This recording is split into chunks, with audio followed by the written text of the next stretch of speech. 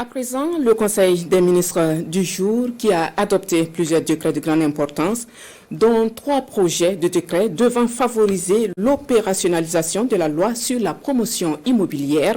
La délivrance d'agréments est désormais soumise au dépôt de la somme de 250 millions de francs CFA dans un compte destiné à l'aménagement des sites de promotion de l'activité immobilière. Des décrets ont aussi été adoptés au titre du ministère de l'Énergie, des Mines et des Carrières. Karim Dikianga. La tradition est encore respectée ce mercredi à la présidence du FASO.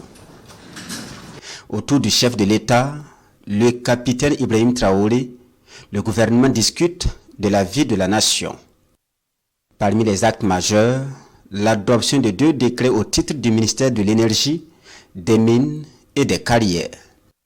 Le premier modifie un précédent décret sur les taxes et redevances minières. Cette modification concerne essentiellement l'article 14 de ce décret, notamment la révalorisation ou l'augmentation du taux de taxation.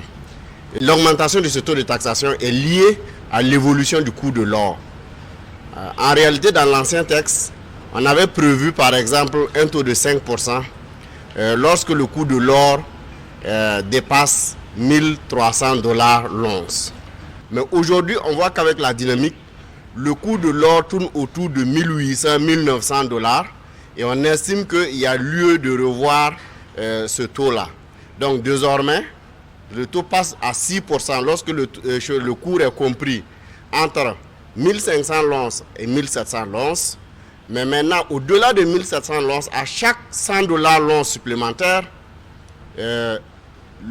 on augmente 1% de plus dans la taxation. Le second décret a trait toujours au secteur des mines.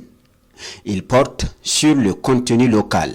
Ce projet de loi est une première parce que le contenu local a été traité un peu dans le code minier, mais de façon non approfondie. Aujourd'hui, avec l'adoption donc de ce projet de loi sur le contenu local, il y a un cadre juridique qui est donné pour que la sous-traitance, la co-traitance et la fourniture des biens et services dans le secteur minier soient mieux légiférées.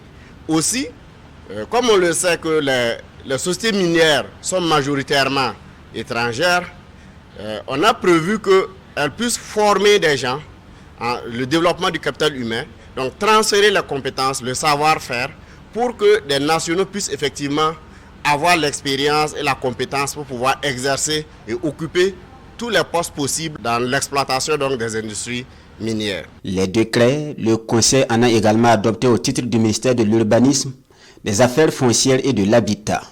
3 au total, ils s'inscrivent dans le processus d'opérationnalisation de la loi sur la promotion immobilière.